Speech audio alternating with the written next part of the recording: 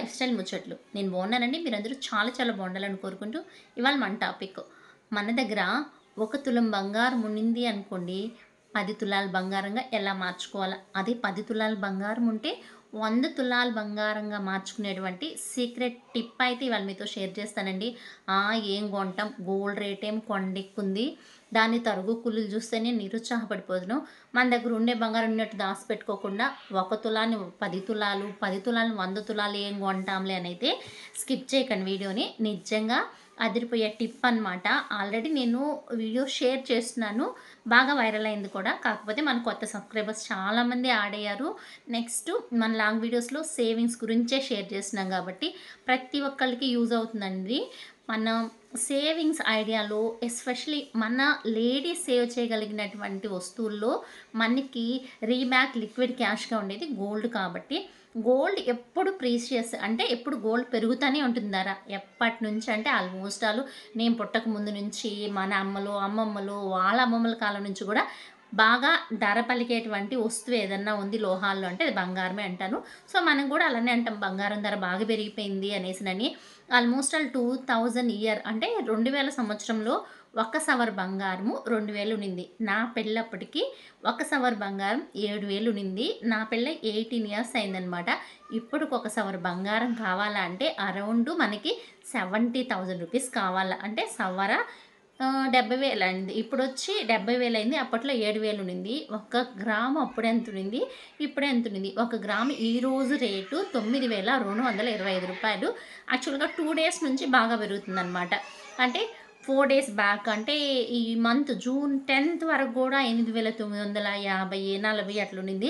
సడెన్‌గా మళ్ళా 200, 300 అట్లా పెరుగుతా ఉంది. బంగారం ధర ఆల్మోస్ట్ ఇంకా అరౌండ్ ఈ ఇయర్ ఎండే లోపల 1,00,000 దాటొచ్చు. గ్రాములు 10,000 దాటొచ్చు అని అయితే అంటున్నారనమాట. సో, ఇట్లాంటి సిట్యుయేషన్‌లో మన దగ్గర ఉండేటువంటి బంగారంతో మనము అదనపు బంగారం కొనడం సాధ్యమేనా మీకు అనిపించవచ్చు కదా!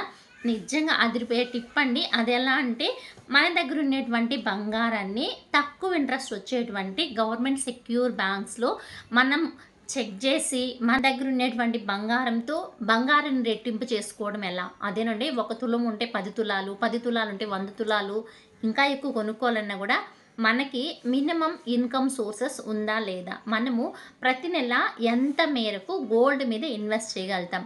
గోల్డ్ చిట్టు కట్టాలన్నా, లేదా గోల్డ్ మీద సేవ్ చేయాలన్నా మినిమమ్ ఇన్‌కమ్ సోర్స్ ఉండే వాళ్ళకి ఈ యొక్క టిప్ అయితే యుటిలైజ్ అవుతుందండి. లేదంటే మాత్రము ఇన్‌కమ్ సోర్సెస్ లేదు నాకు, నేనెలా గోల్డ్‌గా పెంచుకోగలుగుతాను అనేవాళ్ళు మాత్రం ఇంకొక మెథడ్ మన ఛానల్ ఇంకొక ఛానల్ ఉంది పీజీ టెక్స్‌లో చెప్తున్నాను. ఒకసారి చూసేసేయండి.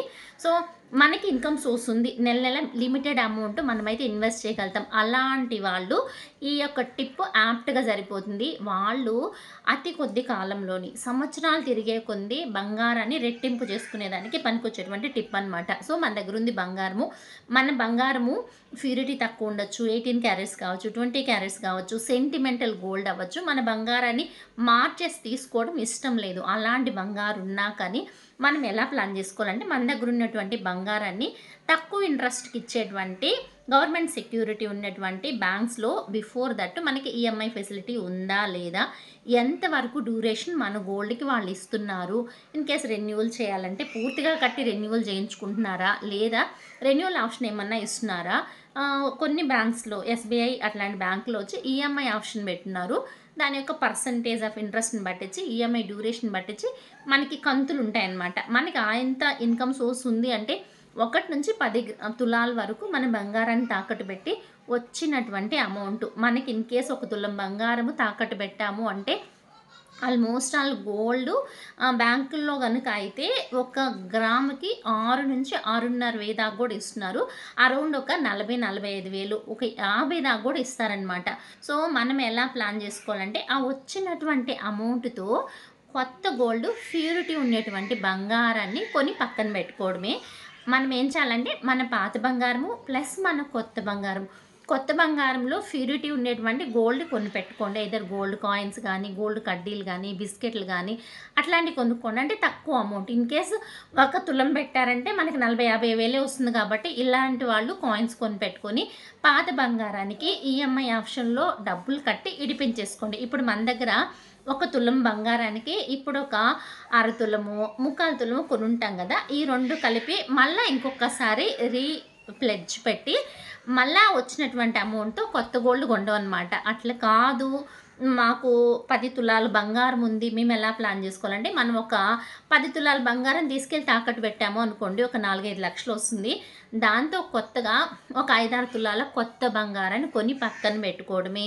ఈ 5, 6 తులాలు ఆల్రెడీ ఉన్నటువంటి 10 తులాలు ఇడిపించేసుకొని, మనం తిరిగి చూసే కొంది బంగారం ధర మనకు 5 తులాలొచ్చినటువంటి బంగారము, మనకి ఈ అప్పు తిరిగి చూసే కొందికి 2, 3 తులాలొచ్చేదానికి గూడా ఆస్కారము ఉండొచ్చు. ఎందుకంటే గోల్డ్ ప్రైజు ప్రతిరోజు మారిపోతా ఉంది. నెల, సంవత్సరము, 6 నెలలు అట్లంతా ఏం లేదు.